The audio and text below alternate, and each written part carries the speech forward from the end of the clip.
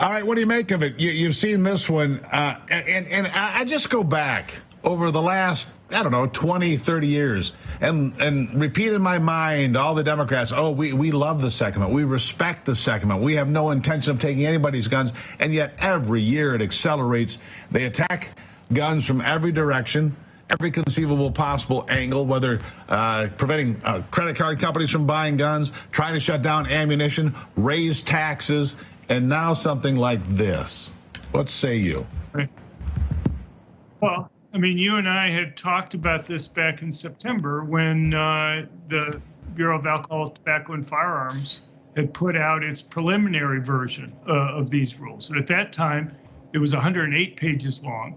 It was already incredibly complicated, and the vast majority of transfers between private individuals would have to be classified as transfers by a licensed gun dealer. I can only imagine what it's gone to with growing from 108 pages to 1,300 pages. But in the original proposed regulations that went out for public comment, they were saying things like, if you sell one gun and even talk about selling a second gun to somebody, then you're classified as you'd have to get a license and be a licensed firearms dealer. Or if you keep a record of what price you bought a gun for and how much you sold it for, even just one gun, you'd have to be classified as a federally licensed firearms dealer.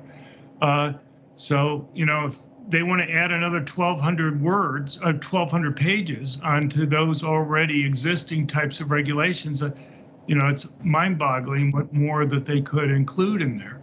But look, we know as of ago now, the Biden administration had put together a computerized database of almost 1 billion transactions involving gun transfers. Most of those were older transactions that had occurred. And it's clear that they want to update that. They want all transfers to go through licensed dealers so that they can have a complete registry of who owns guns. And I know they claim that this is important for reducing crime and solving crimes. You know, unless you watch something like Law and Order, people know that that's simply not the case. I mean, we have registration licensing in Hawaii since 1960. We've had it in Chicago. We've had it in Pennsylvania, Maryland, New York, Washington, D.C. And time after time, those jurisdictions can't point to any cases that they've been able to solve as a result of registration and licensing.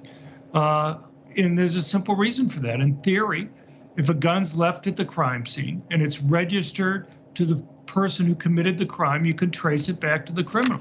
But guns are virtually never left at the crime scene. And the few times they are, it's because the criminal's either been killed or seriously wounded, so you've caught them anyway.